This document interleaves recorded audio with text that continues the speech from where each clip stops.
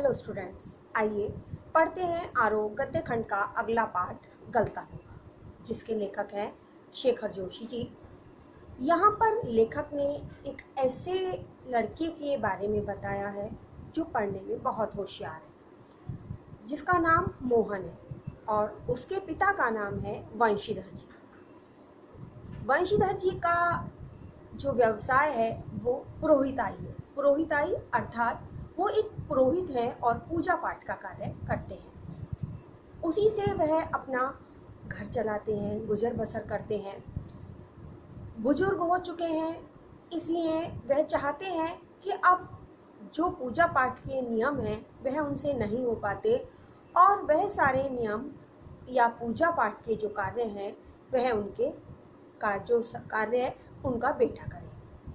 वह अपने बेटे के सामने इन सारी बातों को बताते हैं और साथ ही यह भी बताते हैं कि चंद्रदत्त जी के यहाँ रुद्री पाठ करने जाना है और पूजा के नियम अब उनसे नहीं हो पाते हैं, वह उन नियमों का पालन करने में अक्षम हो गए हैं, इसलिए यह सब कार्य अब उसे ही देखना होगा। घर की जो सारी जिम्मेदारियां हैं वह अब सब मोहन को ही उठानी होंगी। मोहन उनके इस पुरोहिताई के कार्य को नहीं करना चाहता, क्योंकि उसे पता है कि पुरोहिताई के कार्य से उसके पिता भी आवश्यकताओं की पूर्ति तक नहीं कर पाते हैं, इसलिए वह उस कार्य को अपनाना नहीं चाहता। साथ ही पिता के मन की इच्छा को समझते हुए कि जिम्मेदारी अब उसके ऊपर है, वह हंसुआ लेकर खेतों की तरफ चल पड़ता है। हंसुआ घास काटने का एक औजार। जब वह खेतों की तरफ चलता है तो उससे पहले वह धनराम के ऑफर पर पहुंच जाता है। धनराम के ऑफर पर जाकर वह उसे हंसुआ धार लगाने के लिए दे देता है और पास में ही एक कनस्तर पर बैठ जाता है। धनराम मोहन का सहपाठी है और उसी के साथ स्कूल में पढ़ता था। वह मोहन से कहता है कि यदि पंडित जी किसी और के हाथ भी यह भिजवा देते तो मैं धार लगाकर भेज देता। मोहन उसकी बात पर शांत रहता है और उसके कार्य को देखता रहता है। दोनों मित्र बहुत समय बाद मिले थे, इसलिए पुराने दिनों को याद करने लगते हैं और पुरानी यादों में खो जाते हैं। मोहन धनराम से पूछता है कि मास्टर त्रिलोक सिंह के क्या हाल चाल है, तो धनराम उसे बताता है कि कुछ समय पहले ही मास्टर त्रिलोक सिंह की मृत्यु हो गई है। अब दोनों मास्टर त्रिलोक सिंह को याद करके ठहाके लगाने लगते हैं कि मास्टर त्रिलोक सिंह भी क्या थे। मास्टर त्रिलोक सिंह बड़े रौबीले से व्यक्तित्व के थे। पूरे स्कूल के छात्र उनसे डरते थे। जब उनकी जो आवाज़ थी वह बहुत कड़क थी। जब वह स्कूल में प्रवेश करते थे तो सारे बच्चे कक्षाओं से निकलकर प्रार्थना स्थल पर एकत्र हो जाते थे और संवेद स्वर में प्रार्थना करते थे। मोहन बहुत होशियार बच्चा था, इसलिए मास्टर त्रिलोक सिंह ने उसे सिर्फ कक्षा का ही नहीं बल्कि पूरे स्कूल का मॉनिटर बना दिया था। और यही कारण था कि प्रातःकाल प्रार्थना स्थल पर मोहन ही सबसे पहले प्रार्थना करता था और उसके बाद बाकी बच्चे संवेद स्वर में उसे दोहराते थे। मोहन पढ़ने में बहुत अच्छा था, इसलिए मास्टर साहब ने कक्षा के बहुत सारे कमज़ोर बच्चों की कापियां चेक करने का काम या कापियां जांचने का काम मोहन को दे रखा था और मोहन ही उन्हें दंड भी देता था। उन कमज़ोर बच्चों में धनराम भी शामिल था। धनराम ने भी कई बार मोहन से दंड प्राप्त किया था, लेकिन फिर भी उसके मन में उसके प्रति प्रतिद्वंदी जैसा भाव नहीं था। उसे पता था कि मोहन ऊंची जाति का है और वह नीची जाति का, और समाज में इन दोनों जातियों के बीच कितना भेदभाव है वह उससे भली भांति परिचित था। इसलिए उसके मन में मोहन के प्रति प्रतिद्वंदी का भाव नहीं था। धनराम का पढ़ने में मन नहीं लगता था। वह पढ़ाई नहीं करना चाहता था, विशेषकर गणित में वह बहुत कमजोर था। मास्टर त्रिलोक सिंह भी धनराम पर कभी कभार ही ध्यान देते थे। एक दिन की बात है, मास्टर त्रिलोक सिंह ने उसे तेहरे का पहाड़ा सुनाने के लिए कहा। जब धनराम ने तेहरे का पहाड़ा सुनाना शुरू करा तो उसने कहा, तेहरा ही कम तेहरा, 13 दूना 24। जैसे ही उसने कहा 13 दूना 24, वैसे ही सटाक देनी संटी उसके पड़ती है। बहुत प्रयास करता रहा, लेकिन तेहरे का पहाड़ा छुट्टी तक वह याद नहीं कर पाया। मास्टर साहब को बहुत गुस्सा आ रहा था। उन्होंने उसकी पिटाई लगा दी। पिटाई लगाते लगाते जो डंडी थी वह टूट जाती है। अब वह धनराम से डंडी लेकर आने के लिए कहते हैं। धनराम डंडी लेने जाता है और एक मोटी सी डंडी लेकर आता है। मास्टर त्रिलोक सिंह का ये नियम था कि जब वह किसी बच्चे को दंड देते थे तो दंड देने के लिए जिस हथियार का प्रयोग करते थे, अर्थात डंडी का, वह उसका चुनाव बच्चे को खुद करना होता था। और डंडी का चुनाव करते समय बच्चे को इस बात का ध्यान रखना होता था कि उससे जो संतुष्टि है वह उसे ना मिले कि उसे दंड मिल रहा है, बल्कि मास्टर साहब की संतुष्टि को ध्यान में रखकर वह डंडी का चुनाव करता था। ऐसे ही जो धनराम था वह भी मोटी सी डंडी तोड़कर लाता है और मास्टर साहब उसे दंड देते हैं। शारीरिक दंड देने के साथ साथ मास्टर त्रिलोक सिंह उसे कुछ मानसिक दंड भी देते हैं। वह उससे कहते हैं कि तेरे दिमाग में तो लोहा भरा है रे, विद्या का ताप कहाँ लगेगा इसमें। ऐसा जो वाक्य त्रिलोक सिंह जी ने धनराम से कहा, यह एक चाबुक के समान उसके मन पर चोट कर गया।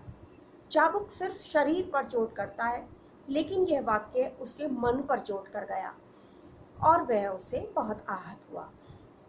तभी मास्टर त्रिलोक सिंह अपने थैले से 5-6 दरातियां निकालकर उसे देते हैं और उन पर धार लगाकर लाने के लिए कह देते हैं। दरातियां लेकर धनराम चला जाता है। अब धनराम 2 तरह की विद्या सीख रहा था। एक और स्कूल में मास्टर त्रिलोक सिंह उसे पढ़ाई सिखा रहे थे, दूसरी ओर घर पर उसका पिता गंगाराम उसे घन चलाने, सान लगाने, हथौड़ा चलाने आदि की विद्या दे रहा था। यदि दोनों में अंतर था तो मात्र इतना कि मास्टर त्रिलोक सिंह हथियार का चुनाव दंड देते समय धनराम से कराते थे और गंगाराम इसका चुनाव स्वयं करता था। जैसा कि मजदूर वर्ग में देखा जाता है, बच्चों को बहुत अधिक पढ़ने के अवसर नहीं मिलते, ऐसा ही धनराम के साथ हुआ। 3री कक्षा तक पढ़ने के बाद उसकी पढ़ाई बंद करा दी गई और वह अपने पिता गंगाराम के साथ ऑफर पर बैठने लगा। ऑफर पर बैठकर उसने काम सीखना संभालना शुरू कर दिया और कुछ समय बाद ही अचानक उसके पिता गंगाराम की मृत्यु हो जाती है और वह पूरा काम संभाल लेता है। गांव के लोगों को भी ये याद नहीं कि कब वह ऑफर गंगाराम के ऑफर से धनराम के ऑफर में बदल गया और सभी उसे धनराम का ऑफर कहने लगे। दूसरी ओर मोहन 5वीं कक्षा पास कर चुका था। उसे आगे की पढ़ाई के लिए जिस स्कूल में भेजा गया वह गांव से 4 मील दूर था और वहां जाने के लिए नदी पार करनी होती थी। बारिश के दिनों में नदी में पानी आ जाता था, जाना मुश्किल था। इसलिए वंशीधर जी ने अपने एक यजमान के यहाँ मोहन के रहने का प्रबंध करा दिया था। मोहन वहाँ रहकर स्कूल जाता और अपनी पढ़ाई करता, बीच बीच में कभी आ जाता था। एक दिन की बात है, नदी में पानी कम था। मोहन अपने घर आ रहा था, लेकिन अचानक से नदी में पानी बहुत तेज हो जाता है और किसी तरह बड़ी मुश्किल से बचते बचाते वो सब लोग किनारे तक सही पहुंचते हैं। उस दिन से वंशीधर जी के मन में थोड़ा डर बैठ गया और वह उसकी सुरक्षा को लेकर चिंतित रहने लगे। अब मोहन को आगे की पढ़ाई भी करानी थी, इसके लिए वह सोच विचार कर रहे थे, तभी एक उनकी बरादरी का युवक रमेश शहर से गांव आता है। और उसके सामने जब वंशीधर जी अपने पुत्र की पढ़ाई को लेकर चिंता व्यक्त करते हैं, तो वह उनसे यह कहता है कि वह मोहन को अपने साथ शहर ले जाएगा और वहां जाकर उसका एक अच्छे स्कूल में दाखिला करा देगा और उसकी पढ़ाई अच्छे से चल जाएगी। वंशीधर जी बहुत खुश होते हैं और कहते हैं कि बरादरी का यही सहारा होता है, अर्थात वो बरादरी को बहुत महत्व देते थे। रमेश मोहन को लेकर शहर आ जाता है। वहाँ पर वह एक बड़े बाबू के रूप में कार्य करता था और बड़े बाबू होने के नाते उसने मोहन को एक नौकर से ज़्यादा अहमियत नहीं दी। मोहन वहाँ आकर घर के कामों में लग गया। उसके जीवन का एक नया अध्याय शुरू हुआ। घर में जो महिलाएं थीं उनको वह भाभी और चाची कहकर पुकारता था और उनके कामों में मदद करता था। सिर्फ उनके ही नहीं, साथ ही साथ वह पूरे मोहल्ले की भाभियों और चाचियों के कामों में मदद करने लगा। मोहन जरा 1 किलो आलू ला दे, मोहन जरा बाजार से सब्जी ला दे, इस तरह की बातें सुन सुनकर उन्हें पूरा करने में ही उसका सारा समय निकल जाता था। मोहन जब भी दाखिले की बात करता तो रमेश और उसका परिवार किसी न किसी बहाने उसे टाल देते थे। ज़्यादा कहने पर उन्होंने उसका जो दाखिला था एक साधारण से स्कूल में करा दिया। एक मेधावी बच्चा, मेधावी अर्थात पढ़ने में होशियार बच्चा, घर के कामों में उलझा रहने के कारण विद्यालय में अपनी कोई विशेष पहचान नहीं बना सका और अच्छे से पढ़ाई नहीं कर पाया। गांव आने की जहाँ तक बात आती थी तो रमेश और उसका परिवार उसे गांव नहीं भेजना चाहते थे, क्योंकि उसके आने से उनके कामों में असुविधा होगी। कभी कभार यदि कोई गांव में गर्मियों की छुट्टियों में उसके परिवार का आता था तो मोहन उसके साथ आ जाता था, वरना अगले दर्जे की पढ़ाई की तैयारी के नाम पर उसे वहीं रोक लिया जाता था। जब मोहन गांव आता था तो अपने पिता से वह सच इसलिए नहीं कह पाता था कि उसके पिता की जो इच्छाएं हैं वह अधूरी रह जाएंगी, वह बहुत दुखी होंगे। कुछ समय बाद रमेश उसका दाखिला एक तकनीकी स्कूल में करा देता है और वहाँ वह कुछ दिन पढ़ाई करने के बाद जो फैक्ट्रियाँ हैं उनके चक्कर लगाने लगता है नौकरी के लिए। कुछ समय बाद जब वंशीधर जी को सही बात का पता चलता है तो वे बहुत दुखी होते हैं। उसी दौरान धनराम उनसे मोहन की खैरियत के बारे में पूछता है, उसके हालचाल के बारे में पूछता है, पढ़ाई के बारे में पूछता है, तो वह उसे बताते हैं कि सेक्रेटरीट में मोहन की नौकरी लग गई है। इतना सुनने के बाद धनराम उनसे कहता है कि मोहन लला तो पहले से ही बहुत होशियार थे और मास्टर जी तो कहते ही हैं कि मोहन लला उनका और गांव का नाम रोशन करेंगे। वंशीधर जी यह बातें सुनकर अपने द्वारा कहे गए असत्य पर विचार करते हैं और बहुत दुखी होते हैं। कुछ समय बाद मोहन गांव वापस आ जाता है। गांव वापस आने के बाद जो वंशीधर जी हैं वह उसे अपना काम संभालने के लिए कहते हैं और वह उठकर धनराम के ऑफर पर चला जाता है। धनराम को वह काम करते हुए देख रहा था, दोनों पुरानी बातें याद कर रहे थे।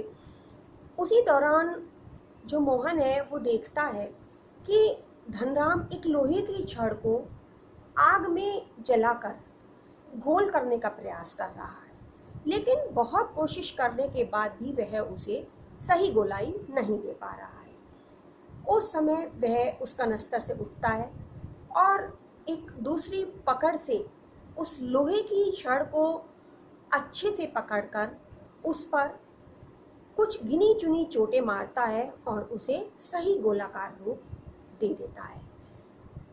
मोहन के इस कार्य को देखकर धनराम को बहुत आश्चर्य होता है कि उसने ऐसा कार्य कर दिया।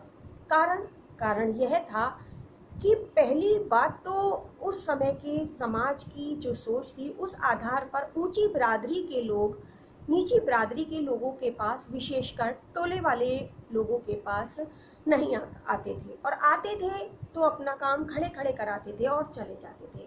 जबकि मोहन वहाँ आकर बहुत अच्छे से बैठ गया, और बैठने के अलावा उसने वहाँ पर उसके हाथ से हथौड़ा लेकर लोहार जैसे निम्न कार्य को किया, और कार्य किया भी तो इतनी कुशलता से कि जितनी अच्छी सी गोलाई धनराम नहीं दे पा रहा था, उससे कहीं अच्छी मोहन ने उस छड़ को गोलाई दे डाली।